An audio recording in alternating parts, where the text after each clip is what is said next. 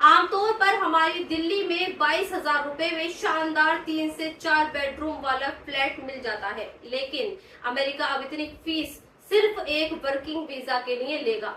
हालांकि यहाँ मैं आपको एक बात क्लियर कर दूं कि H1B वीजा के लिए जो $1,00,000 दिए जाएंगे वो कंपनी की तरफ से दिए जाएंगे। मान लीजिए आपको अमेरिका की किसी कंपनी में नौकरी करने का ऑफर मिला और वो कंपनी आपको अमेरिका बुलाना चाहती है, तो H1B वीजा के लिए पैसा वो कंपनी पे करती है। अब सवाल यहाँ ये पैदा होता है कि क्या इतनी रकम का भुगतान करके अमेरिका की कंपनियां भारत के लोगों को अपने देश में काम करने के लिए बुलाएंगी? खैर, अमेरिका का ये नया नियम 21 सितंबर यानी कल से लागू हो रहा है। अब इस पर सवाल भी आते हैं कि क्या अमेरिका का ये नया एग्जीक्यूटिव ऑर्डर भारत की कमजोर विदेश नीति को दिखाता है?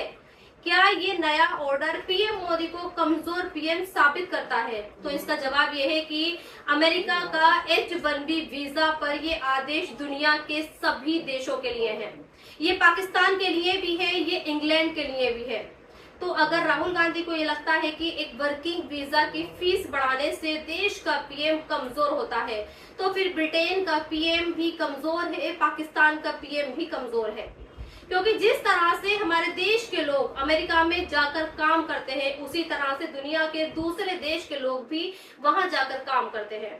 हाँ, चूंकि भारतीयों को उनके टैलेंट की वजह से अमेरिका की कंपनियां ज्यादा बुलाती हैं, लिहाजा ट्रंप के इस एग्जीक्यूटिव ऑर्डर के बाद ये मुमकिन है कि अमेरिकी कंपनियां इस भारी भरकम पेनल्टी की वजह से भारतीयों को बुलाने में कतराएं।